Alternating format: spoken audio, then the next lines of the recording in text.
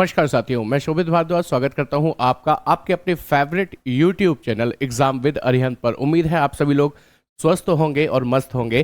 कैसे हैं आप सभी लोग, खुद ही कमेंट करके बता दीजिए।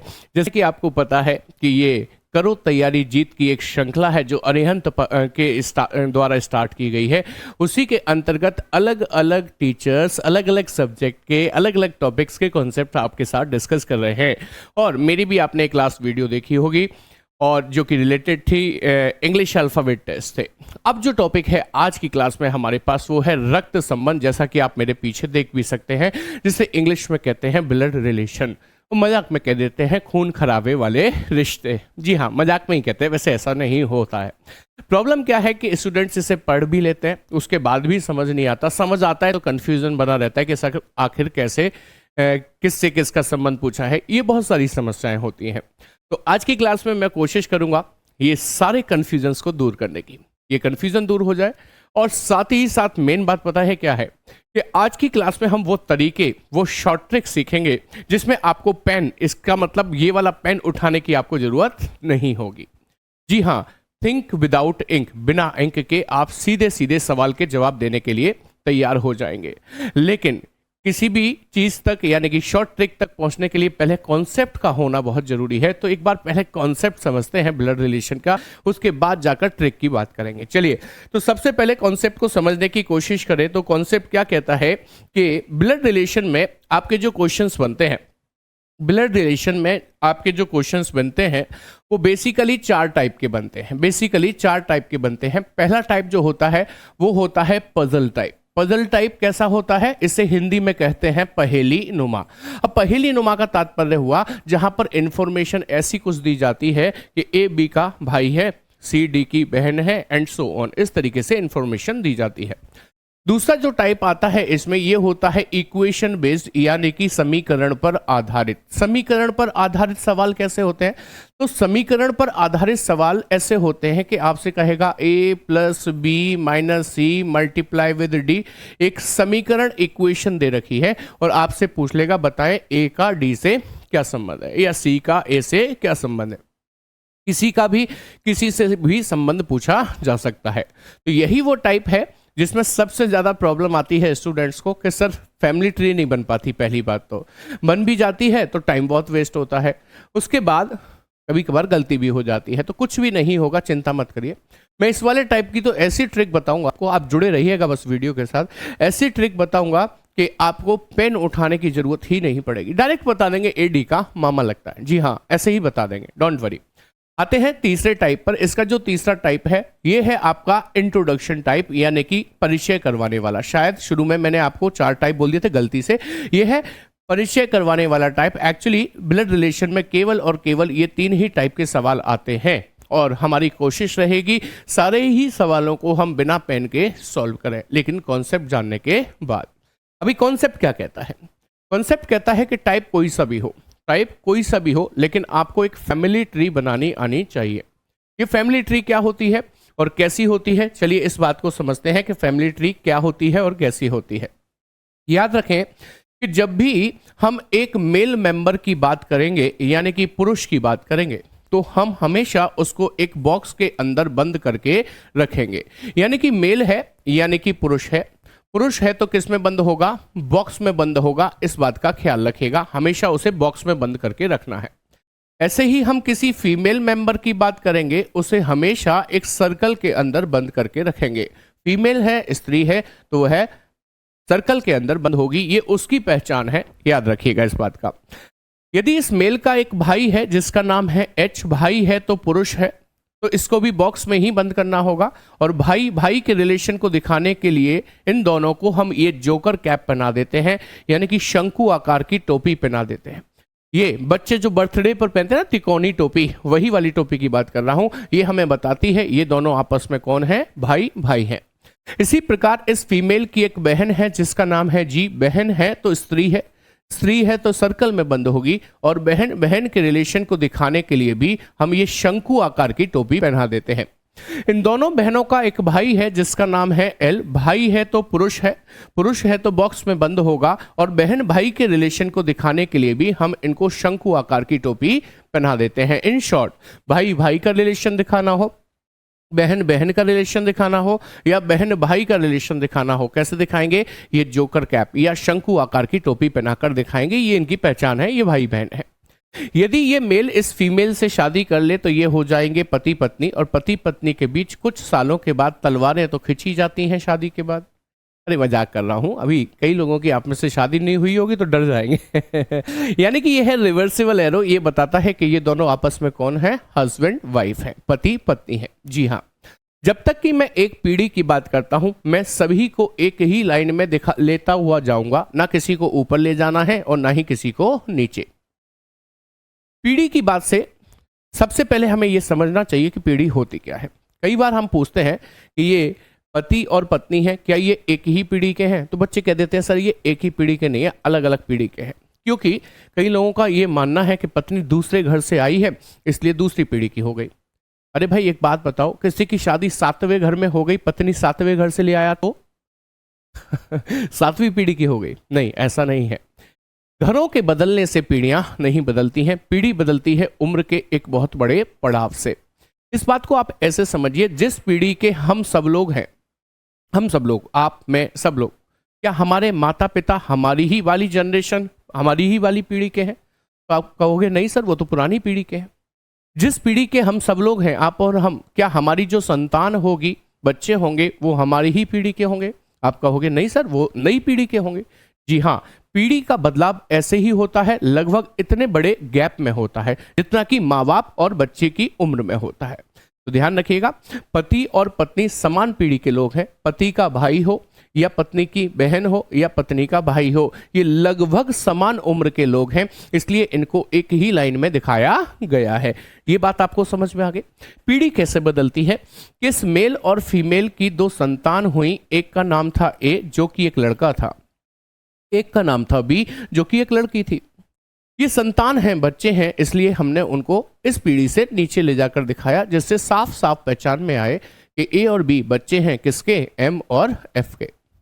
इसी प्रकार इस मेल के एक पिताजी रहे होंगे, वो इससे पुरानी पीढ़ी के होंगे, इसलिए ऊपर आएंगे, नाम है उनका एक्स।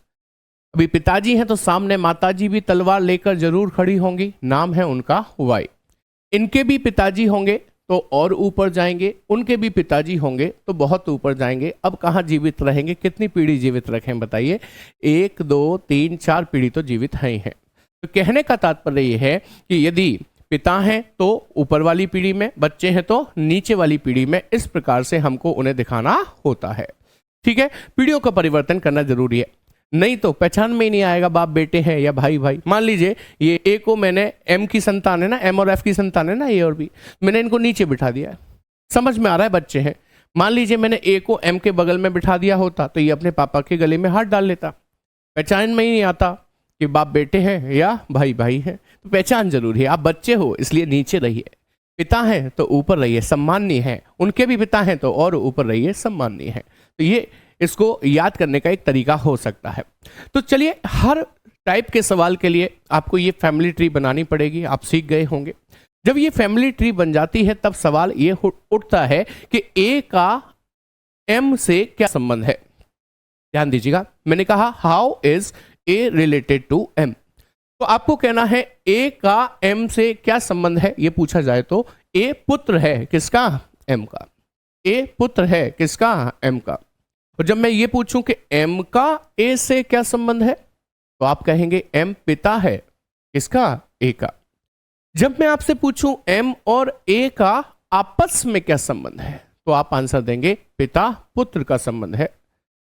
और ये 3 जवाब हैं जो कि किसी भी प्रश्न के होते हैं ब्लड रिलेशन में। ब्लड रिलेशन में कोई भी सवाल आए उसके ये 3 जवाब निकलते ही निकलते हैं। फर्स्ट पर्सन का सेकंड से, सेकंड का फर्स्ट से, और फर्स्ट और सेकंड का आपस में। ये 3 तरीके के जवाब निकलते हैं और हम बीइंग अ स्टूडेंट इस बात को सही से नहीं समझ पाते, इसलिए हमसे होती है गलती। हम आता हुआ प्रश्न भी गलत कराते हैं। देखिए मैं एक बार आपसे पूछता हूं, मन ही मन बोल कर देखना आपने सही बताया कि नहीं। मैंने कहा जी का एम से क्या संबंध है, बोल लीजिए मन में आपका आंसर, ज्यादातर लोगों का गलत निकलना है। जी हाँ, अब देखिए मैंने कहा जी का एम से क्या संबंध है, तो आप कह रहे हैं जीजा। नहीं, जी साली साहिबा लगती हैं किसकी, एम की। देखना जरा, जी की बहन एफ, एफ के पति हैं एम, जो कि इसके जीजा लगेंगे। लेकिन मैंने क्या पूछा है, जी का एम से क्या संबंध है, दैट मीन्स आपको बताना है जी साली साहिबा लगती हैं किसकी, एम की, जिसे इंग्लिश में सिस्टर इन लॉ कहते हैं। हाँ, जब मैं पूछूं एम का जी से क्या संबंध है, how is M related to G, तो आपको आंसर देना चाहिए एम जीजा जी लगते हैं किसके, जी के। तो जीजा जी को इंग्लिश में क्या कहते हैं, ब्रदर इन लॉ कहते हैं। चलिए एक सवाल और पूछते हैं, वहीं पर आप बोलिए या कमेंट कर दीजिएगा वीडियो में। मैं पूछता हूं ए का एक्स से क्या संबंध है। जी हाँ, पहला जवाब दादा आया आपका, मुझे पता है, जो कि गलत है। मैंने कहा ए का एक्स से क्या संबंध है, तो आपको कहना चाहिए ए नाती है, यानी कि पौत्र है। इंग्लिश में कहूं तो ग्रैंडसन है, किसका, एक्स का। मैं पूछूं एक्स का ए से क्या संबंध है, तब आपको आंसर देना चाहिए था दादाजी, जिसे इंग्लिश में क्या कहते हैं, ग्रैंडसन। चलिए एक बार और पूछता हूं, मैं आपसे पूछूं ए का मामा कौन है। जी हाँ, इस बार तो सही बता दिया। ए का मामा कौन है, कि सर उसकी मां है एफ और उनका भाई है एल, तो ए का मामा कौन हो गया, एल। यदि मैं पूछूं बी की मौसी कौन है, तो बी की मौसी कौन दिखाई दे रही है, जी। ये तो आप सही सही बता रहे हो। मान लीजिए मैं एच की शादी, चलो इसकी शादी बाद में करवाएंगे, उससे पहले एक सवाल और पूछ लेते हैं। इस बार मैं आपसे पूछता हूं एच का एफ से क्या संबंध है, जल्दी से जवाब दे दीजिए। जी हां, आपका जवाब गलत है। मैंने कहा एच का एफ से क्या संबंध है, तो आवाज आई कि सर देवर। क्यों, जेठ नहीं हो सकता? आपको इन दोनों भाइयों की शक्ल देखकर उम्र का पता चल रहा है कौन बड़ा है कौन छोटा है? नहीं। तो एच देवर लगता है एफ का, यही कैसे कह सकते हो? एक बार एग्जामिनेशन हॉल में यही प्रश्न आया कि एच का एफ से क्या संबंध है। एक लड़का ओएमआर शीट पर देवर पर गोला कर रहा था, काला काला, पीछे वाले ने थप्पड़ मार दिया, बेवकूफ, जेठ आएगा जेठ। दोनों में लड़ाई हो गई। खबर आयोग पर पहुंची कि सब कैसे सवाल बनाते हो, दो बच्चे आपस में लड़ गए। आयोग ने कहा बात तो सही है कि हमने पूछा था एच का एफ से क्या संबंध है। इस केस में एच जो है वो देवर भी लग सकता है एफ का, और जेठ भी लग सकता है, क्योंकि ये दोनों भाइयों की उम्र का पता तो नहीं चल रहा। तो इसी वजह से ब्लड रिलेशन चैप्टर एकमात्र ऐसा चैप्टर है कि आप पेपर भले ही हिंदी मीडियम में देने जाना, उसके बाद भी रिलेशंस आपको इंग्लिश में लिखकर दे दिए जाते हैं। मीन्स ऑप्शन जो है वो इंग्लिश में लिखकर दे दिए जाते हैं। तो आपको क्या चाहिए कि जब उसने पूछा एच का एफ से क्या संबंध है, तो आपको कहना चाहिए एच ब्रदर इन लॉ लगते हैं किसके, एफ के। जी हाँ, देवर हो या जेठ हो, दोनों को ही इंग्लिश में क्या कहते हैं, ब्रदर इन लॉ कहते हैं। हाँ, एक बात और, मैंने आपसे अभी अभी कहा कि आप पेपर भले ही हिंदी मीडियम में देने जा रहे हैं, उसके बाद भी आपको ऑप्शंस कई बार ब्लड रिलेशन के इंग्लिश में देखने को मिल जाते हैं। तो यू शुड नो हिंदी के साथ साथ इंग्लिश के रिलेशंस के नाम क्या होते हैं। जैसे मम्मी को मदर, भाई को ब्रदर, बहन को सिस्टर, पिताजी को फादर कहते हैं, ये हम सब लोग जानते हैं। दादाजी को ग्रैंडफादर, दादी को ग्रैंड मदर कहते हैं, हम सब लोग जानते हैं। क्या आप जानते हैं मामा जी को क्या कहते हैं? कि हाँ सर, मैटरनल अंकल। अच्छा, चाचा जी को क्या कहते हैं? कि सर अंकल। आप चाहें तो पैटर्नल अंकल भी बोल सकते हैं। मतलब क्या हुआ कि हम जो चैप्टर पढ़ रहे हैं ना, ब्लड रिलेशन चैप्टर को बेसिकली हमने दो पार्ट में डिवाइड कर रखा है। कैसे कर रखा है? यानी कि एक भाग तो है उसका पिता का और एक है माँ का। यानी कि एक पक्ष होता है माँ का पक्ष जहां से हमें रिलेशंस मिलते हैं, एक पक्ष होता है पिता का पक्ष जहां से हमें रिलेशंस मिलते हैं। इतना तो आप जानते हैं। बच्चा पैदा होता है ना, तो उसकी शादी नहीं हो जाती शुरुआत में। हाँ, उसको रिलेशंस जो मिलते हैं कहां से मिलते हैं? या तो माँ के पक्ष से मिलते हैं या पिता के पक्ष से। बाकी नए रिलेशंस जो मिलते हैं वो बड़े होने के बाद मिलते हैं, शादी होने के बाद। बाकी तो सब माँ पिता के पक्ष से ही मिलते हैं। तो माताजी के पक्ष से जो भी रिलेशंस हमारे सामने आएंगे, उन रिलेशंस को हम इंग्लिश में कहते हैं मैटरनल साइड। माँ का पक्ष क्या कहलाता है? Maternal side. इसी प्रकार पिता के पक्ष से जो भी रिलेशंस हमारे सामने आएंगे उसको इंग्लिश में हम लोग कहते हैं पैटर्नल साइड, यानी कि पिता का पक्ष। तो जब मैं चाचा जी की बात करता हूं तो आपको अंकल तो बोलना ही है। आप चाहें तो क्लासिफाई करने के लिए, समझाने के लिए पैटर्नल अंकल बोल सकते हैं। जब मैं मामा जी की बात करता हूं, माँ के पक्ष से आते हैं, तो आप अंकल कह दीजिए या मैटरनल अंकल कह दीजिए, जिससे कि क्लियर हो जाएगा। तो मैं आपको यही समझा रहा था कि चाचा जी को इंग्लिश में अंकल कहते हैं, मामा जी को भी अंकल कहते हैं, फूफा जी, ताऊ जी, मौसा जी, ये सब इंग्लिश में क्या कहलाते हैं? अंकल। ऐसे ही चाची जी, ताई जी, मौसी जी, मामी जी, फलानी जी, जो भी लगे हों, ये सब इंग्लिश में क्या कहलाती हैं? आंटी कहलाती हैं। हालांकि कह दो तो बुरा मान जाएंगी, क्योंकि भारतवर्ष में आंटी का तात्पर्य एक उम्र दराज औरत से लगाया जाता है, जबकि ऐसा नहीं है। मैंने जो बताया सबको इंग्लिश में आंटी ही कहते हैं। एक टर्म आपने सुना होगा भतीजा, और एक सुना होगा भांजा। बिल्कुल सुना होगा। इंग्लिश में इसको कहते हैं नेफ्यू। भतीजा हो या भांजा इंग्लिश में क्या कहलाता है? नेफ्यू कहलाता है। ऐसे ही भतीजी हो या भांजी इंग्लिश में क्या कहलाती है? नीज कहलाती है। ये तो हो गए हमारे घर परिवार खानदान के रिश्ते। इसके अलावा एक रिश्ता और होता है। वो रिश्ता क्या कहलाता है? ऐसा तो एक सीरियल आता है। एक रिश्ता और होता है, वो होता है ससुराल पक्ष का रिश्ता। जब किसी व्यक्ति की शादी होती है तो उसे एक ससुराल मिलती है, एक पत्नी मिलती है, जिसे इंग्लिश में वो वाइफ बुलाता है। पत्नी अपने साथ दहेज में बहुत सारे रिश्ते लेकर आती है, जैसे उसके पिताजी, इनके ससुर, इंग्लिश में फादर इन लॉ लगे, यानी कि पिता के जैसे हैं बट कानूनन है रिश्ते में। ऐसे ही एक साले साहब भी मिले हैं वहां पर। साले साहब को इंग्लिश में कहा जाता है ब्रदर इन लॉ, भाई के जैसा है लेकिन कानूनन है रिश्ते में। ऐसे ही साली साहिबा भी मिली हैं, जिन्हें इंग्लिश में कहा जाता है सिस्टर इन लॉ। अब जब ये अपनी पत्नी को विदा कराकर अपने घर लाए हैं, तो इनकी पत्नी को भी तो इनके घर के नए नए रिश्ते मिले। इनके पिताजी, उनके ससुर, इंग्लिश में फादर इन लॉ। इनकी माताजी, उनकी सास, इंग्लिश में मदर इन लॉ। एक देवर भी मिले हैं, उनको इंग्लिश में क्या बुलाएंगी? कि सर ब्रदर इन लॉ। आपने ही बताया था। और जेठ मिले होते तो कि सर बड़े ब्रदर इन लॉ। नहीं, ऐसा कुछ नहीं है। देवर हो या जेठ इंग्लिश में क्या कहलाते हैं? Brother in law. एक ननद नाम का खतरनाक प्राणी और पाया जाता है। जी हाँ, उसे इंग्लिश में कहते हैं क्या? Sister in law. आप यदा कदा अपनी ससुराल जाते हैं तो ससुराल वाले कहते हैं दामाद जी आए हैं। जानते हैं दामाद जी को इंग्लिश में क्या कहा जाता है?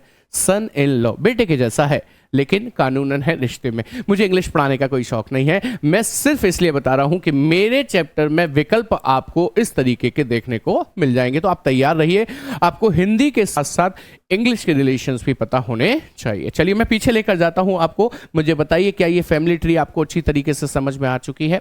किसका रिलेशन किससे बताना है, ये सब कुछ समझ में आ चुका है? यदि आ चुका है तो मैं आपको सवाल की तरफ लेकर चलता हूं। पहले टाइप के सवाल, जिन्हें मैंने कहा था पजल, दूसरा टाइप था इक्वेशन, तीसरा था इंट्रोडक्शन।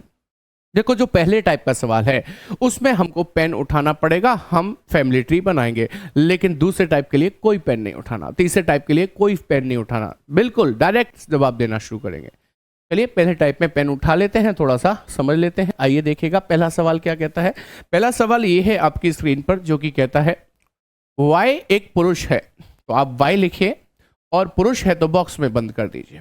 वाई एक पुरुष है तथा एक्स वाई का भाई है। एक्स कौन है? भाई है, यानी कि मेल हो गया, बॉक्स में बंद करना होगा। किसका भाई है? वाई का, तो इन्हें जोकर कैप पहना देंगे। आगे कहता है एम एक्स की बहन है। कौन बहन है? एम। किसकी बहन है? एक्स की। तो एम बहन है तो स्त्री है, सर्कल में बंद होगी, और भाई बहन के रिलेशन को दिखाने के लिए भी जोकर कैप पहना देते हैं। कहता है एन आर का भाई है। कौन भाई है? एन। किसका भाई है? आर का। लेकिन यहां एन और आर में से कोई भी नहीं आया, छोड़कर आगे बढ़ जाइए। कहता है और आर वाई की पुत्री है। कौन पुत्री है? आर। किसकी पुत्री है? वाई की। तो आर को पुत्री यानी कि फीमेल बना दिया। अब जो पिछला पॉइंट छोड़ा था उसे पढ़िए। एन आर का भाई है। कौन भाई है? एन। किसका भाई है? आर का। तो ये लीजिए, मैंने एन को आर का भाई बना दिया। तो बताएं कि एन का, सॉरी इसे ध्यान से पढ़िएगा, कह रहा है एन का एक्स क्या लगता है? एन का एक्स क्या लगता है? या फिर मैं अपनी भाषा में पूछूं तो वो ये पूछ रहा है एक्स का एन से क्या संबंध है। इसकी भाषा में भी यही सेंस निकलता है। कह रहा है एन का एक्स क्या लगता है, तो एक्स के भाई का बेटा है एन, तो एन का एक्स क्या लगेगा? चाचा लगेगा। चाचा यानी कि अंकल, और चाचा आपको ऑप्शन में दिया है ए ऑप्शन में, तो ए ऑप्शन एकदम करेक्ट आंसर बन जाता है। उम्मीद है आपको ये बात समझ में आई होगी कि किसी प्रश्न की फैमिली ट्री हमें किस तरीके से बनानी है। कमेंट करते रहिए और बताते रहिए क्या ये बात समझ में आपको अच्छी तरीके से आई कि नहीं आई। कमेंट कीजिए और बताइए। चलिए बढ़ते हैं अगले प्रश्न की तरफ। ये है आपका दूसरा प्रश्न, कहता है ए बी का पिता है। कौन पिता है? मैं जो पूछता हूं ना इसे बोला जरूर करो। आप जितना ज्यादा मेरे साथ बोलोगे, विश्वास मानो, उतना ही कॉन्सेप्ट आपका क्लियर होने वाला है, उतना ही कॉन्सेप्ट क्लियर होने वाला है आपका। तो मैंने कहा ए बी का पिता है, बताइए जरा कौन पिता है? कि सर ए पिता है। तो ए पिता है तो ए मेल होगा। किसका पिता है? बी का, तो बी को नीचे ले जाना पड़ेगा। बी उसका बेटा या बेटी? सर अभी नहीं पता। कहता है सी बी की पुत्री है। कौन पुत्री है? सी। किसकी पुत्री है? बी की। तो सी को पुत्री यानी कि फीमेल बना दिया। किसकी पुत्री है? बी की। बी उसके पिता हैं या मां? अभी नहीं पता चला, आगे पढ़िए। कहता है डी बी की बहन है। कौन बहन है? डी। बहन मतलब स्त्री है। किसकी बहन है? बी की। तो लीजिए मैंने डी को बी की बहन बना दिया। ई डी का पुत्र है। कौन पुत्र है? ई। किसका? डी का। तो ई को पुत्र यानी कि मेल बना दिया। किसका? डी का। तो सी ई से किस प्रकार संबंधित है? सी ई से किस प्रकार संबंधित है? तो देखिए ये बहन बहन हुई तो ये इसकी कजिन लगेगी, ये भाई और ये बहन हुई तो भी ये इसकी कजिन लगेगी। और कजिन को इंग्लिश में चचेरी, ममेरी, मुसेरी बहन या भाई कहा जाता है। तो कई बार कजिन ना लिखकर आए तो आप उसे चचेरी बहन लगा दीजिए, क्योंकि इंग्लिश में इसका मतलब ही कजिन होता है। और कजिन सिस्टर मत बोलिएगा, इंग्लिश का टर्म कजिन सिस्टर गलत होता है, ठीक है, वो गलत होता है। कजिन बोलिए यानी कि चचेरी बहन हो जाएगी। चलिए आगे बढ़ते हैं, अगला सवाल देखेंगे। अगला सवाल कहता है यदि ए सी का पुत्र है। कौन पुत्र है? ए। पुत्र है तो मेल है। किसका पुत्र है? सी का। तो सी उसके पिता या माता? पता नहीं। सी तथा क्यू आपस में बहने हैं। अब क्लियर हो गया, सी और क्यू आपस में बहने हैं यानी कि दोनों फीमेल हैं। और सर ये जोकर कैप पहना दीजिए। जेड क्यू की मां है। यदि जेड क्यू की मां है तो दोनों की ही मां हो जाएगी, फीमेल हो जाएगी। कह रहा है पी जेड का पुत्र है। पी जेड का पुत्र है तो इनका भाई आ गया है। ये कौन? पी। इन दोनों का भाई है ये, पी जेड का पुत्र है। तो निम्न में कथनों में कौन सा सही है? नीचे जो ऑप्शंस दिए हैं उसमें से आपको ट्रू यानी कि सही ढूंढकर बताना है। तो देखिए पहला सवाल कहता है क्यू ए की दादी है। कौन? क्यू ए की दादी है? नहीं सर ये तो मौसी है, तो ये तो गलत हो गया, हमें ट्रू ढूंढना है। पी ए का मामा है। जी हाँ, पी ए का मामा है क्योंकि उसकी माँ का भाई है ना पी, तो पी ए का मामा है यानी कि B Bombay is the correct answer. आगे चेक करने की जरूरत ही नहीं है। जब हमारा आंसर मिल गया तो हम क्या प्रूफ रीडिंग थोड़ी कर रहे हैं, जो किताब थोड़ी छपवानी है हमको जो हम देखें अगला ऑप्शन भी, जरूरत ही नहीं है अगला ऑप्शन आपको देखने की। उम्मीद है यहां तक बात क्लियर होगी। चलिए आगे बढ़ते हैं, एक क्वेश्चन और कराऊंगा इस टाइप का, उसके बाद मैं आपको सीधे इक्वेशन वाले टाइप पर ले जाऊंगा, ठीक है, क्योंकि ये तो बहुत आसान है, आपको बनाना सिखा दिया हमने। ए बी का भाई है। कौन भाई है? ए। भाई है तो मेल है। किसका भाई है? बी का, तो बी को इधर ले आते हैं। फिर कहता है सी डी की पत्नी है। छोड़ दीजिए। जो ए का पिता है, ये जो शब्द आता है ना, जो इंग्लिश में हु, हुज, हुम लिखा होगा, देखिए ये आए हुए दो नामों में से हमेशा लास्ट वाले नाम के लिए यूज होता है। इस बात को याद कर लीजिए, समझ लीजिए। और शब्द आ जाए तो, तथा शब्द आ जाए तो, और तथा शब्द जो होते हैं वो आए हुए दो नामों में से हमेशा पहले वाले नाम के लिए प्रयोग होते हैं। और जो शब्द, जो कि शब्द हमेशा आए हुए दो नामों में से आखिरी वाले के लिए प्रयोग होते हैं। याद कर ले इस बात को। सी डी की पत्नी है। जो ए का पिता है। कौन है ए का पिता? के सर डी। डी यदि ए का पिता है तो डी को यहां लिख दीजिए, पिता है तो मेल है, बॉक्स में बंद कर दीजिए। अब ये लाइन अधूरी थी ना, इसे हमने लिखा नहीं था, दोबारा पढ़ो। सी डी की पत्नी है। लो सी पत्नी हो गई किसकी? डी की। निम्नलिखित में से कौन सा कथन निश्चित रूप से सही नहीं हो सकता? निश्चित रूप से सही नहीं हो सकता, वो भी निश्चित रूप से सही नहीं हो सकता। सही ढूंढ नहीं रहे हैं, गलत ढूंढ रहे हैं एक्चुअली। कह रहा है डी बी का पिता है, तो डी बी का पिता है, ये तो निश्चित रूप से सही है, तो ये आंसर नहीं है। बी सी का पुत्र है। बी पुत्र हो सकता है, तो ये निश्चित रूप से सही ना हो, ऐसा नहीं कह सकते। सी बी की मां है। सी बी की मां है, ये निश्चित रूप से सही है, तो ये तो गलत हो ही गया। निश्चित रूप से सही था इसलिए ये भी निश्चित रूप से सही था, गलत हो गया। डी सी का पति है, ये भी निश्चित रूप से सही है, तो इसका मतलब अनिश्चित बात कौन सी रह गई जो कि कंफर्म नहीं थी? बी बॉम्बे। यही आपका करेक्ट आंसर बन जाता है। तो ये था आपका टाइप फर्स्ट। मैंने आपसे कहा था कि टाइप फर्स्ट के जो क्वेश्चंस हैं, टाइप फर्स्ट के जो क्वेश्चंस हैं, उसका ये लास्ट क्वेश्चन मैं आपको करा रहा हूं, बाकी आप खुद करके देखिएगा, आपको बहुत अच्छे से समझ में आ चुका है। हम बढ़ते हैं इसके इक्वेशन वाले टाइप पर। इक्वेशन वाला टाइप यानी कि समीकरण पर आधारित वाले टाइप की तरफ बढ़ते हैं। उसके बाद लास्ट आएगा आपका कौन सा वाला? आप जानते ही हैं, इंट्रोडक्शन वाला टाइप। लेकिन इसे समझते हैं सबसे पहले। देखिए ये निर्देश हिंदी और इंग्लिश दोनों भाषीय है, यानी कि दोनों भाषा में पढ़ने वाले बच्चों के लिए है। इंग्लिश वाले इंग्लिश में पढ़ लें, हिंदी वाले हिंदी में पढ़ लें। तो देखिए क्वेश्चन नंबर 17 है आपके सामने।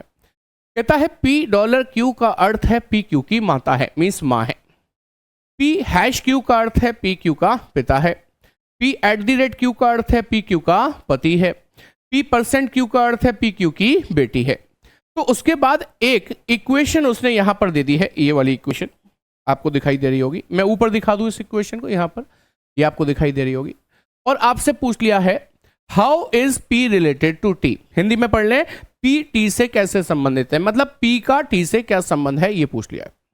ये निर्देश देने के बाद तो सबसे पहले इस इक्वेशन से फैमिली ट्री बनानी पड़ेगी। उसके बाद आप P का T से संबंध बता पाएंगे।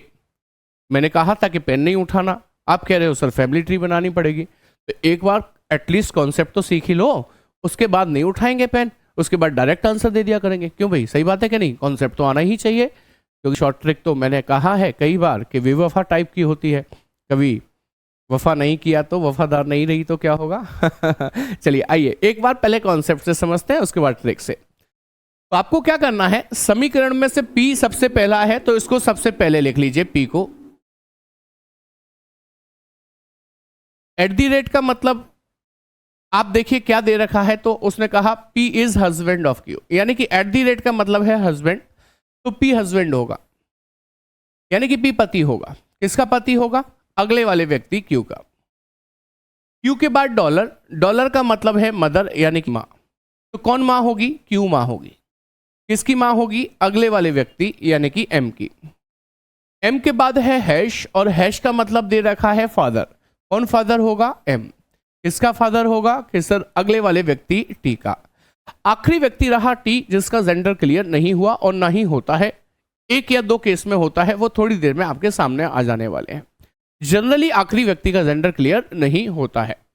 अभी आपसे पूछा था how is P related to T, यानी कि P का T से क्या संबंध है। तो आप देख सकते हैं P का बेटा है M और उसकी संतान है T। संतान क्यों बोल रहा हूं? क्योंकि T का जेंडर क्लियर नहीं है।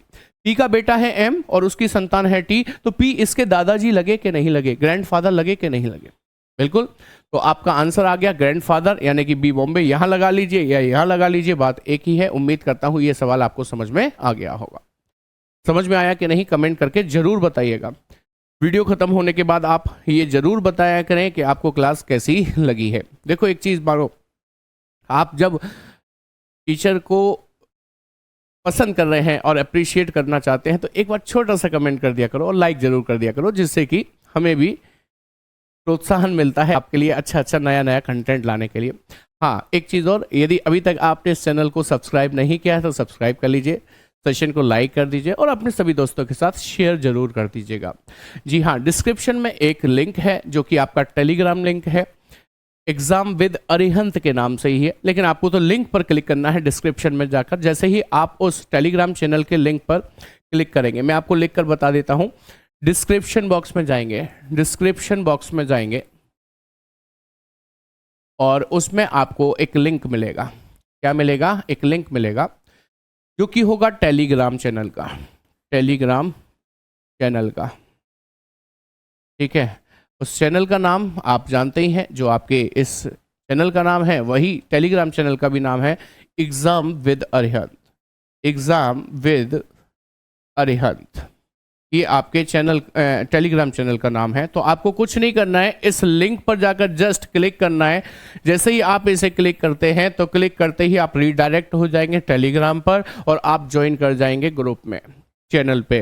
और जैसे ही आप ज्वाइन करते हैं तो आपको इस चैनल का फायदा क्या मिलने वाला है वो भी मैं आपको बता दूं कि टेलीग्राम चैनल पर आपको डेली बेसिस पर आपको क्विज़ेस मिलना शुरू होने वाले हैं और जितनी भी पढ़ाई हम यहाँ पर कराते हैं उनके नोट्स पीडीएफ फॉर्मेट में आपको मिलेंगे। जो हम यहाँ बोर्ड पर लिखा रहे हैं ना, वो सारे नोट्स आपको पीडीएफ फॉर्मेट में मिल जाएंगे वहाँ पर। इवन ये लिखा हुआ भी मिल जाएगा जो मैंने लिखा है, मीन्स सॉल्यूशन के साथ मिल जाएगा। देखिए मतलब ऐसे मान लीजिए क्लास के नोट्स मिल गए आपको सीधे सीधे, और इसके अलावा और अदर कंटेंट जो कि आपके लिए यूजफुल हो सकता है, बेनिफिशियल हो सकता है, वो वहाँ से प्रोवाइड कराया जाएगा। तो आप जुड़े रहिए उस चैनल के साथ, उसमें कुछ नहीं जाता, आपको नया कंटेंट मिलता रहेगा जिससे आप प्रैक्टिस करें, ज्यादा से ज्यादा प्रैक्टिस करें। ठीक है, चलिए हम लोग बढ़ते हैं। इस पर क्लिक करके आप टेलीग्राम चैनल को ज्वाइन कर लीजिए। तो अगला सवाल आया आपके सामने, ये इस भी कॉन्सेप्ट से करेंगे, फिर इन सारे सवालों को फिर से हम लोग किससे करेंगे, ट्रिक से करेंगे। पहले एक बार कॉन्सेप्ट अच्छी तरीके से सीख लो, क्लियर हो जाएगा ना, तभी तो आपको ट्रिक भी क्लियर होगी। तो देखिएगा जरा क्या कहता है, उसने वही सारे निर्देश फिर से दिए हैं, लेकिन इस बार समीकरण ये है कि f@d परसेंटेज के #h दिया हो तो how is f related to h, यानी कि f का h से क्या संबंध है ये बताना है। तो सबसे पहले व्यक्ति का नाम लिखना होता है हमको, किसका, f का। @ का मतलब हस्बैंड मतलब पति, यानी कि f पति हो गया, वो भी किसका, अगले वाले व्यक्ति d का, d लिख लीजिए। d के बाद परसेंट का मतलब है डॉटर मतलब पुत्री, तो d पुत्री हो गई किसकी, अगले वाले व्यक्ति k की, तो k को ऊपर ले आइए। k के बाद हैश का मतलब है फादर, तो k फादर हो गया, यानी कि पिता हो गया, वो भी किसका, k फादर हो गया, वो भी किसका, अगले वाले व्यक्ति h का। और h उसका बेटा है या बेटी, ये कंफर्म नहीं होगा। मैंने अभी आपसे कहा था कि लास्ट वाले व्यक्ति का जेंडर जनरली क्लियर नहीं होता है, कंफर्म नहीं होता है। तो आइए, उसने हमसे क्या पूछा था ये जानते हैं। उसने पूछा था how is f related to h, यानी कि f का h से क्या संबंध है। तो देखिए f की पत्नी है ना d, और d का भाई है या बहन है, डोंट वरी मैं नहीं बोलूंगा गलत। उसने कहा f की पत्नी है d और d का ये भाई होगा या बहन, लेकिन f का h से क्या संबंध है, तो f तो जीजा जी लगेंगे। अरे h का जेंडर क्लियर हो चाहे ना हो, अब h साला होगा तो मने थोड़ी कर देगा कि आप मेरे जीजा नहीं हो, साली होगी तो मने थोड़ी कर देगी आप मेरे जीजा नहीं हो। तो उसने कहा f का h से क्या संबंध है, तो f जीजा जी लगते हैं किसके, h के, और जीजा जी को इंग्लिश में ब्रदर इन लॉ कहा जाता है। और सी ऑप्शन में यहाँ तो जीजा दे ही रखा है, ऑब्लिक करके साला लगा दिया, वो उससे कोई नहीं, ऑब्लिक का मतलब या होता है, तो वो पता नहीं कैसे लगा रखा है। जीजा जी आंसर इसका करेक्ट बनेगा। उम्मीद करता हूं ये बात भी आपको समझ में आ गई होगी। धैर्य बनाए रखिए, शॉर्ट ट्रिक के लिए जुड़े रहिए, वीडियो के साथ अंत तक जुड़े रहिए, आपको एकदम शानदार शॉर्ट ट्रिक मिलने वाली है इसके लिए। चलिए अगला क्वेश्चन देख लेते हैं। अगला क्वेश्चन क्या कहता है, अगला क्वेश्चन ये कहता है कि how is G related to T, यानी कि जी टी से कैसे संबंधित है ये आपको बताना है। तो सबसे पहले इस इक्वेशन से क्या बनाना है, फैमिली ट्री बनानी है। बनवाइए मेरे साथ। सबसे पहले व्यक्ति का नाम लिख दूं, किसका, जी का। डॉलर का मतलब क्या दे रखा है, मदर मतलब माँ, जी माँ हो गई किसकी, अगले वाले व्यक्ति एम की। एम के बाद @ का मतलब दे रखा है पति, तो एम पति हो गया किसका, अगले वाले व्यक्ति के का। के के बाद परसेंट का मतलब है पुत्री, के पुत्री हो गई किसकी, अगले वाले व्यक्ति टी की। अब गलती से इनकी शादी मत करा देना, क्योंकि ये भाई बहन नहीं है, ये पति पत्नी है। इसके पिता या माता हैं ये, और इसकी माता तो है ही है ये। पूछा है how is G related to T, G का टी से क्या संबंध है। तो आप देखो, जी की पुत्र वधु की माँ या पिता होंगे ये, तो या फिर जी के बेटे के ससुर होंगे ये, या जी के बेटे की सास होंगी ये, तो जी इनकी कौन लगेगी, कि सर समधन लगेगी। कौन लगेगी, समधन। तो समधन को इंग्लिश में लो समधन ही लिख दिया है, चलिए कोई बात नहीं है, डी दिल्ली लगा दीजिए, वैसे सिस्टर इन लॉ लगेगा समधन के लिए, ठीक है, हाँ सिस्टर इन लॉ लगेगा समधन के लिए। चलिए आई होप ये बात समझ में आ गई होगी आपको। यदि समझ में आ गई तो अब आपका इंतजार भी खत्म हो गया।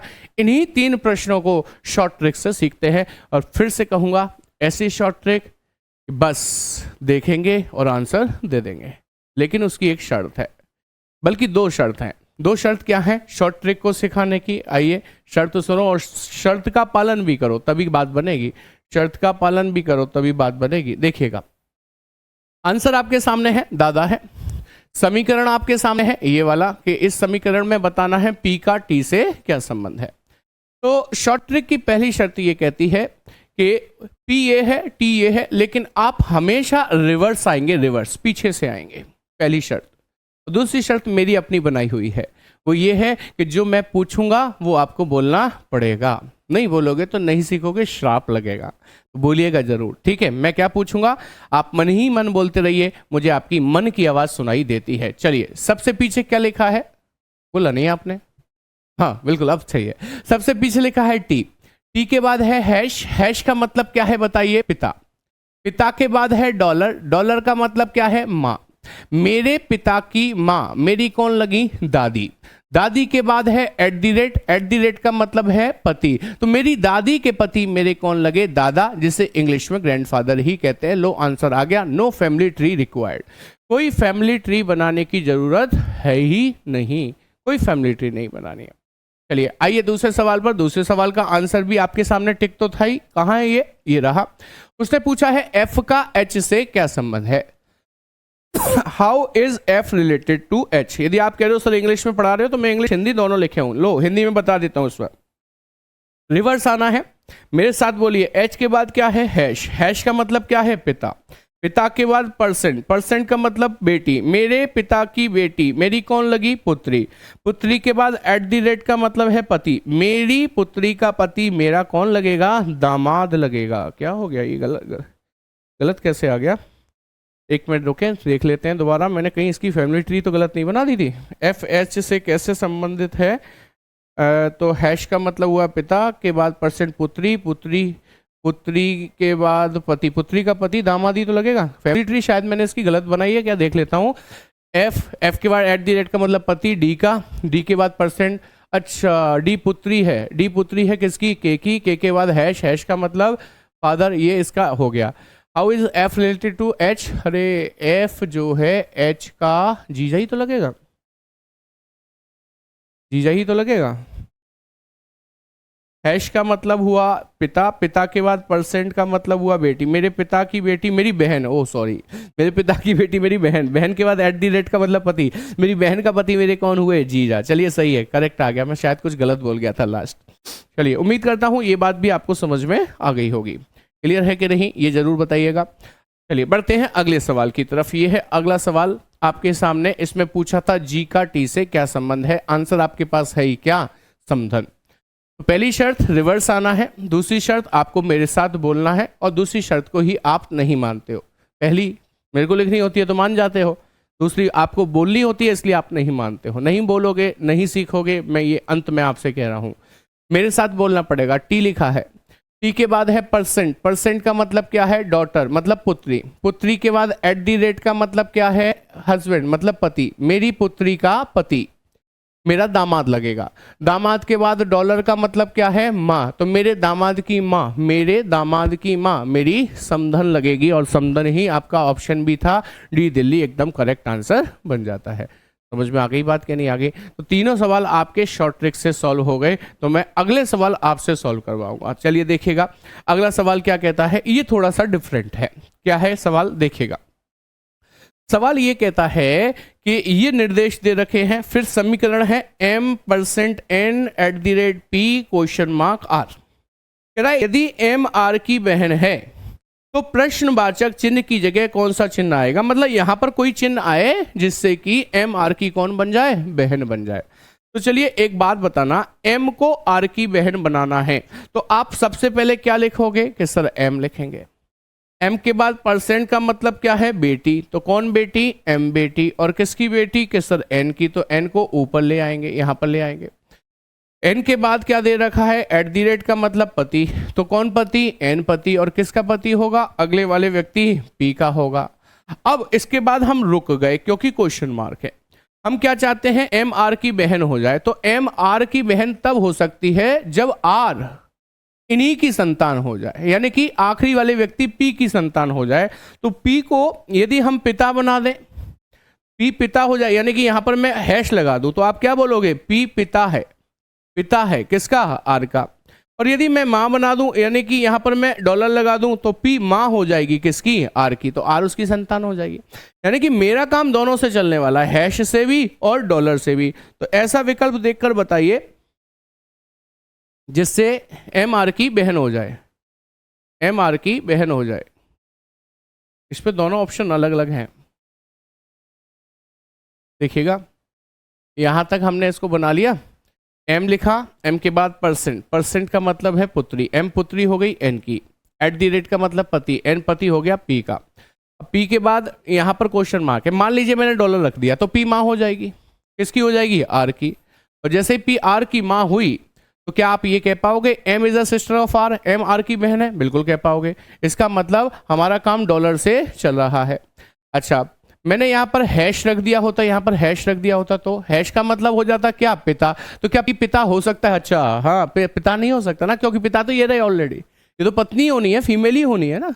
हाँ, इसलिए हैश से काम नहीं चलेगा भाई, मैं थोड़ा सा गलत बोल गया था उसमें, यानी कि यहाँ पर डॉलर रखने से काम चल जाएगा, तो डॉलर वाला ए ऑप्शन बिल्कुल सही जवाब बन जाता है। आई होप ये बात समझ में आ गई होगी आपको।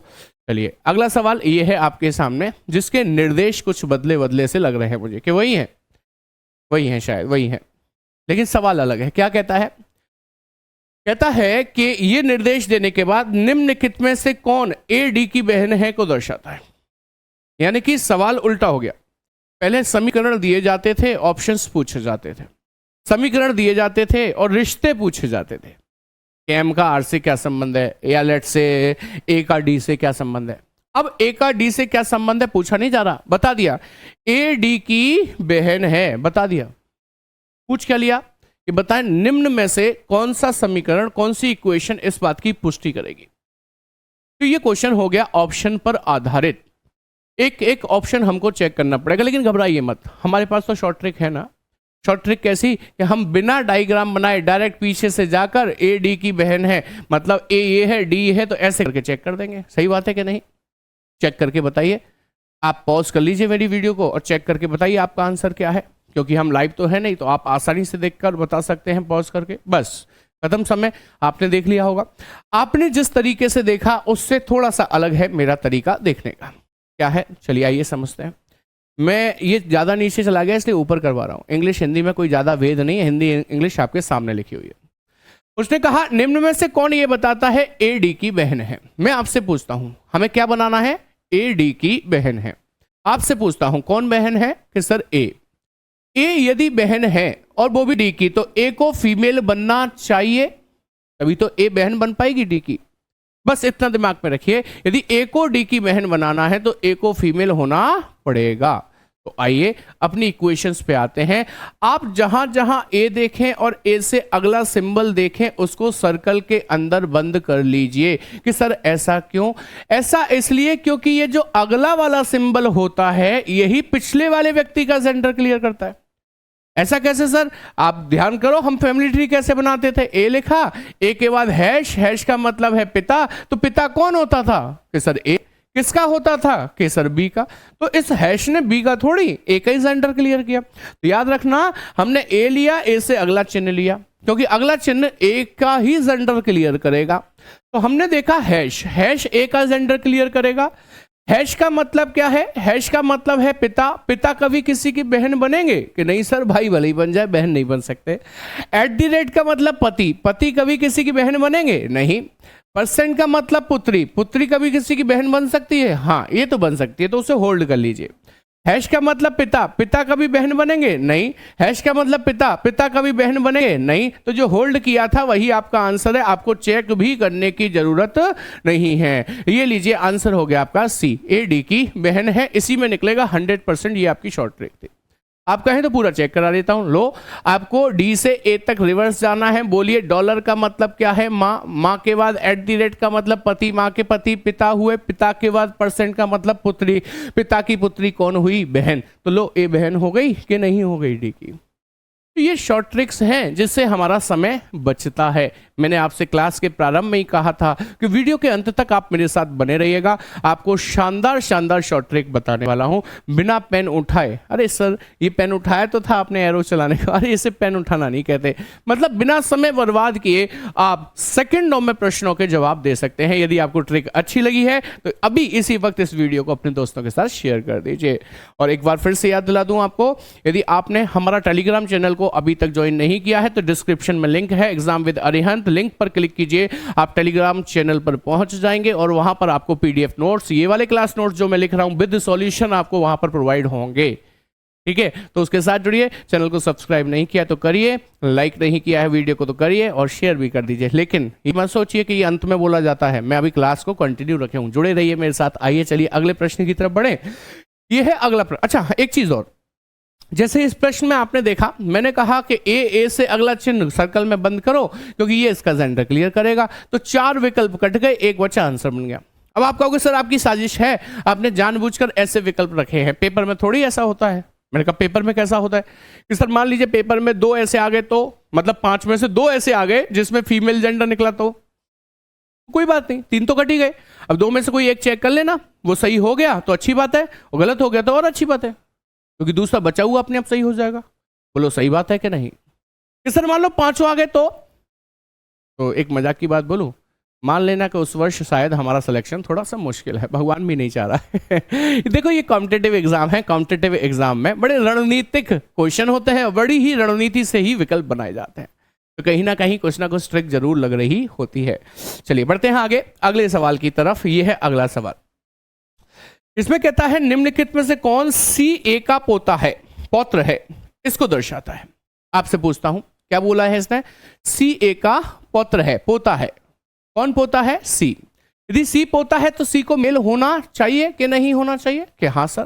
तो चलिए वही काम करते हैं। C से अगला सिंबल, C से अगला सिंबल, C से अगला सिंबल, C से अगला सिंबल और C से अगला सिंबल सर्कल में बंद कर लो, क्योंकि अगला सिंबल ही पिछले वाले व्यक्ति का जेंडर क्या करेगा? कंफर्म करेगा। अब आप मुझे बताना कि % का मतलब क्या है? पुत्री। पुत्री कभी पोता नहीं बन सकती, पोती जरूर बन सकती है। डॉलर का मतलब क्या है? मां। मां कभी पोता नहीं बन सकती। @ का मतलब पति। पति मतलब मेल। मेल पोता बन सकता है। होल्ड करिए। हैश का मतलब पिता। पिता मतलब मेल, पोता बन सकता है। डॉलर का मतलब मां। मां कभी पोता नहीं बन सकती। इस बार आपके मन मुताबिक कितने विकल्प बच गए? 2। कोई एक चेक कर लो, सही हो गया तो अच्छी बात, गलत हो गया तो दूसरा अपने आप ही सही हो जाएगा। चलो ये चेक करवाता हूं अभी फिलहाल आपको। C उसने कहा CA का पौत्र है, तो C का जेंडर तो क्लियर हो ही गया, मेल है। बस A तक जाइए, मेरे साथ बोलिए। हैश का मतलब क्या है? पिता। पिता के बाद डॉलर का मतलब है माँ। पिता की माँ कौन हुई? दादी। तो A दादी हुई तो C उनका क्या लगेगा? कि सर पौत्र ही लगेगा। तो C चेन्नई एकदम करेक्ट आंसर है। अब D क्या चेक करना? जब C सही हो गया तो D क्यों चेक करना? आप क्या प्रूफ रीडिंग कर रहे हो? चलो फिर भी करवा देते हैं। आइए, CA का पौत्र है चाहिए था, रिवर्स आइए। डॉलर का मतलब माँ। माँ के बाद हैश का मतलब पिता। माँ के पिता नाना होते हैं, C नाना हो गए। C नाना हो गए और हमको C को पौत्र बनाना था, तो ये तो गलत हो ही गया। तो इसका मतलब ये ऑप्शन गलत है। हालांकि आपको चेक करना ही नहीं चाहिए था। क्यों नहीं करना चाहिए? क्योंकि मैंने आपको बताया जो सही हो गया, सही होने के बाद दूसरे को चेक करने की जरूरत नहीं है। ठीक है, आइए आगे बढ़ते हैं नेक्स्ट क्वेश्चन की तरफ। अगला प्रश्न आपके सामने ये नए निर्देश लेकर आया है। कहता है P+Q का अर्थ है P का भाई Q है। चलो एक काम करते हैं, ये आपके लिए छोड़ देते हैं, ये आपका होमवर्क है। मैंने तो सिखा दिया आपको, ये सेट ऑफ क्वेश्चन लगभग 5 क्वेश्चन 6 क्वेश्चन आपको बल्कि ज्यादा ही करा दिए होंगे। हम बढ़ते हैं इसके तीसरे टाइप की तरफ। तीसरा टाइप क्या है? इंट्रोडक्शन। वहां भी हमारी क्या कोशिश रहेगी? पेन ना उठाना पड़े। 99% सवालों के लिए पेन नहीं उठाएंगे। 1% जब आपको लगे कि सर नहीं समझ आ रहा तो आप बताना, मैं आपको फैमिली ट्री बनाकर बताऊंगा। ठीक है, चलिए आते हैं टाइप थर्ड पर। टाइप थर्ड है किसी का परिचय करवाने वाला। वो कैसा होता है? ये रहा आपके सामने पहला प्रश्न, देखिएगा। हाँ 8वें नंबर पे है, वो कोई बात नहीं, लेकिन आपके लिए पहला प्रश्न है इंट्रोडक्शन टाइप का, यानी कि टाइप थर्ड का। सवाल कहता है विनीत एक औरत की ओर इशारा करते हुए कहता है। तो देखो मेरा तरीका क्या है समझने का, उसे समझिए, पेन ना उठाना पड़े इसके लिए। विनीत एक औरत की तरफ इशारा करते हुए कहता है। आप मान के चलिए एक औरत खड़ी है और विनीत है एक, मैं ही हूं मान लीजिए, मैं उस औरत की तरफ इशारा कर रहा हूं और क्या कहता हूं सुनिएगा। कहता है कि ये मेरे दादा के इकलौते पुत्र की पुत्री है। ऐसे पढ़ूंगा तो बाउंस होगा, बाउंस होगा, लेकिन आप मेरे साथ पढ़ना, जहां मैं रुकूं वहां तक का रिलेशन बोल देना, जहां मैं रुक जाऊं। ठीक है, सुनिए। विनीत एक औरत की ओर इशारा करते हुए कहता है, एक औरत खड़ी है उसकी तरफ इशारा कर रहा है। कौन? विनीत। क्या कहता है कि ये मेरे दादा के इकलौते पुत्र, मेरे दादा के इकलौते पुत्र मेरे पिता होंगे, की पुत्री है, मतलब मेरे पिता की पुत्री है। मेरी तो बहन हो गई कि नहीं हो गई बताइए? यानी कि विनीत उसका कौन हो गया? भाई हो गया। पूछा है तो विनीत उस औरत का क्या लगता है? आंसर आ गया भाई। ए ऑप्शन एकदम करेक्ट है। मैंने कहा था ना पेन उठाने की जरूरत नहीं पड़ेगी। बड़े से बड़े सवाल को बिना पेन उठाए हम ऐसे ही टुकड़ों में तोड़कर कर सकते हैं। चलिए फैमिली ट्री बनाकर दिखा देता हूं। विनीत एक औरत की तरफ इशारा कर रहा है, ये रहा विनीत, ये इशारा कर रहा है किसकी तरफ? एक औरत की तरफ। और क्या कहता है जरा इस बात को समझिएगा। कहता है कि ये मेरे दादा, मतलब इसको एक पिता दें पहले, पिता को भी एक पिता दें, वही तो इसके कौन लगेंगे, दादा, विनीत के दादा। क्या कहता है इसकी ओर इशारा करते हुए कि वह मेरे दादा के इकलौते पुत्र मतलब मेरे पिता की पुत्री है। तो बताएं विनीत इस औरत का क्या लगता है, तो वो इसका भाई लगता है, और वही आपने आंसर भी लगाया था, ए ऑप्शन एकदम करेक्ट आंसर बन जाता है। उम्मीद है ये बात आपको अच्छी तरीके से समझ में आ रही होगी, कोई समस्या इसमें आपको नहीं आ रही होगी। नेक्स्ट क्वेश्चन 9वां आपके सामने रखते हैं, देखिएगा। ऐसे क्वेश्चन को भी हम बिना फैमिली ट्री बनाए सॉल्व करने की कोशिश करेंगे ट्रिक से। कैसे, टुकड़ों में तोड़ो, बीच में रुको, वहां तक का रिलेशन क्लियर करो और फिर आगे बढ़ जाओ। राइट, चलिए क्या कहता है, एक लड़की की ओर इशारा करते हुए अभिषेक ने कहा, यहां तक समझो, एक लड़की खड़ी है, उसकी तरफ इशारा कौन कर रहा है, अभिषेक। क्या कहता है कि यह लड़की मेरे पिता की इकलौती संतान की पुत्री है। ये जो लड़की है मेरे पिता की इकलौती संतान मतलब मैं खुद की पुत्री है, मतलब मेरी ही पुत्री है, मतलब अभिषेक की ही पुत्री है। तो अभिषेक की पत्नी का उस लड़की से क्या संबंध है, अभिषेक की पुत्री है ना वो, तो अभिषेक तो पिता है उसका, अभिषेक की पत्नी उसकी कौन लगेगी, माँ। तो आंसर आ गया आपका माता, यानी कि बी बॉम्बे। आप चाहें तो फैमिली ट्री बनाएंगे, बनाएं, चलिए आइए देखिएगा। एक लड़की की ओर इशारा करते हुए अभिषेक ने कहा, ये रहा अभिषेक, और ये इशारा कर रहा है एक लड़की की ओर, ये रही लड़की। क्या कहता है, कहता है ये लड़की मेरे पिता की इकलौती संतान। अभिषेक कह रहा है ये लड़की मेरे पिता की इकलौती संतान, तो मेरे पिता की इकलौती संतान तो मैं खुद हूं, मेरे पिता की इकलौती संतान की पुत्री है। बोलो हो गई कि नहीं। तो बताएं अभिषेक की पत्नी का इस लड़की से क्या संबंध होगा। तो अभिषेक इसका पिता है, तो उसकी पत्नी उसकी कौन लगेगी, माँ, यानी कि माता लगेगी। उम्मीद है ये बात अच्छे से भली बात आपको समझ में आ गई होगी। चलिए आगे बढ़ते हैं नेक्स्ट सवाल की तरफ। क्या है अगला सवाल देख लेते हैं। दीपक ने नितिन को कहा कि वह लड़का जो फुटबॉल खेल रहा है, फुटबॉल ग्राउंड में एक लड़का फुटबॉल खेल रहा होगा, तो दीपक ने नितिन को कहा कि वह लड़का जो फुटबॉल खेल रहा है मेरे पिता की पत्नी की पुत्री का छोटा बेटा है। एकदम रॉकेट की तरह जाता है ना ऐसे सवाल पढ़ दो तो, लेकिन टुकड़ों में तोड़ेंगे, वहां तक का रिलेशन क्लियर करेंगे और जवाब देंगे। देखिए कैसे।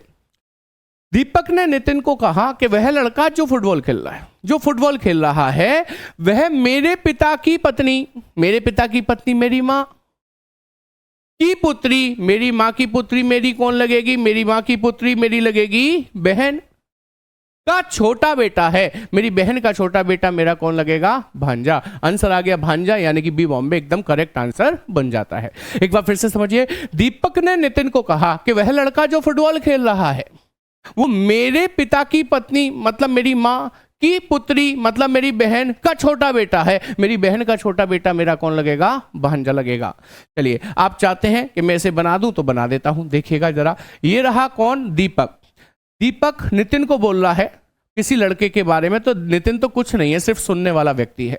दीपक ने नितिन को कहा कि वह लड़का जो फुटबॉल खेल रहा है, ये रहा लड़का, ये फुटबॉल खेल रहा है, वह लड़का जो फुटबॉल खेल रहा है मेरे पिता की पत्नी मतलब मेरी माँ की पुत्री मतलब मेरी बहन का छोटा बेटा है। दीपक की माँ की पुत्री दीपक की बहन हो गई, उसका छोटा बेटा है, यानी कि दीपक इसका मामा लगा, है कि नहीं।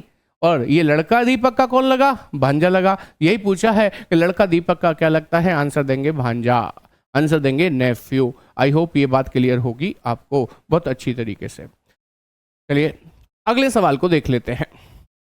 अगला सवाल क्या कहता है। अच्छा इसमें एक करेक्शन है थोड़ा सा, वो मैं आपको करवा देता हूँ। एक थोड़ा सा करेक्शन है वो मैं आपको करवा देता हूँ। ये देखिएगा। एक औरत की ओर इशारा करती हुई एक लड़की ने कहा, वह मेरे पिता के अगले पुत्र की दादी की इकलौती, यहां पर लिख लीजिए इकलौती पुत्र वधू है। बस इतना सा करेक्शन है, बाकी कोई दिक्कत नहीं है, सब कुछ सही सही चल रहा है। चलिए आइए देखते हैं सवाल को। क्या कहता है। एक औरत की ओर इशारा करते हुए एक लड़की ने कहा, एक औरत खड़ी है उसकी तरफ इशारा कर रही है कौन, एक लड़की। एक औरत की तरफ इशारा करते हुए एक लड़की ने कहा कि वह मेरे पिता के अकेले पुत्र, मेरे पिता के अकेले पुत्र मेरे भाई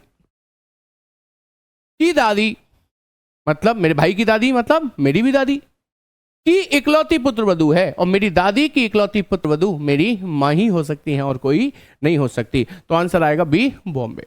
आप चाहें तो लिखकर बताते हैं। एक औरत है, उसकी तरफ इशारा कर रही है। कौन? एक लड़की कर रही है। ये रही लड़की। क्या कहती है? ये कहती है कि वह मेरे पिता के अकेले पुत्र, मतलब इस लड़की का भाई हो गया, इसके पिता का अकेला पुत्र, की दादी, तो इसके भाई की दादी इसके पिता की मां ही तो होगी, की पुत्र वधू है ये औरत। तो इसका पुत्र तो ये है, उसकी वधू है, यानी कि पत्नी है ये औरत। औरत लड़की से किस प्रकार संबंधित है? तो औरत का पति इसका पिता है ना, तो औरत इसकी कौन लगेगी? मां लगेगी। आंसर विल बी बॉम्बे, एकदम करेक्ट आंसर बन जाता है। उम्मीद करता हूं ये सेशन आपको अच्छा लगा होगा, ये क्लास आपको समझ में आई होगी। ये ब्लड रिलेशन में जो शॉर्ट ट्रिक्स मैंने आपको बताई हैं, ये आपके आगामी परीक्षाओं में बहुत उपयोगी साबित होंगी, ऐसी मैं कामना करता हूं, उम्मीद करता हूं। कैसा लगा सेशन? इस वीडियो को देखने के बाद कमेंट सेक्शन में जाकर जरूर बताइएगा। यही एक टीचर का मोटिवेशन है और यही यूट्यूब पर टीचर पढ़ा रहे हो, जो पढ़ा रहे हैं उनकी गुरु दक्षिणा है। तो आप एक बार कमेंट करके बताइए। यदि आपको सेशन अच्छा लगा है तो शेयर जरूर करिए। कुछ बेसिक सी जानकारी मैं आपको दे देता हूं। सबसे पहले तो चैनल को सब्सक्राइब कर लीजिए एग्जाम विद अरिहंत को, और नीचे डिस्क्रिप्शन में आपको लिंक दिया गया है टेलीग्राम चैनल का। उस टेलीग्राम चैनल के लिंक पर जाएंगे और आप सीधे सीधे रीडायरेक्ट हो जाएंगे टेलीग्राम पर, और उस चैनल का नाम है exam with Arihant. Exam with Arihant आप जाकर इस पर जैसे ही क्लिक करते हैं तो आप ज्वाइन कर जाएंगे चैनल को। और इसका क्या बेनिफिट होगा आपको ये बता दूं कि ये जो मैंने अभी पढ़ाया है ये पीडीएफ में यहीं की यहीं सेव कर दूंगा। सेव मतलब ये सिर्फ सवाल नहीं, मैंने जो सॉल्यूशन कराया है वो भी उसमें छपा हुआ दिखाई देगा आपको एज इट इज। जैसे क्लास में कोई बच्चा नोट्स बनाता है ना कॉपी में बैठकर, उसके बाद दूसरा कोई ले लेता है, अरे बड़े अच्छे नोट्स बनाए हैं, ऐसे ही नोट्स आपको मिलेंगे जो कि आपको अवेलेबल होंगे टेलीग्राम चैनल पर। आप उसे ज्वाइन जरूर करिए। इसके अलावा डेली बेसिस पर क्विज स्टार्ट होने वाले हैं, जहां पर आप क्विज से अपनी स्पीड बढ़ा सकते हैं, एक्यूरेसी बढ़ा सकते हैं, और इसके अलावा अनगिनत पीडीएफ्स वहां पर आप पाएंगे अलग अलग सब्जेक्ट की, अलग अलग चैप्टर्स की। तो आज की क्लास में इतना ही रखते हैं। मैं Shobhit Bhardwaj, your educator of reasoning, विदा लेता हूं आपसे। Thank you very much, take care.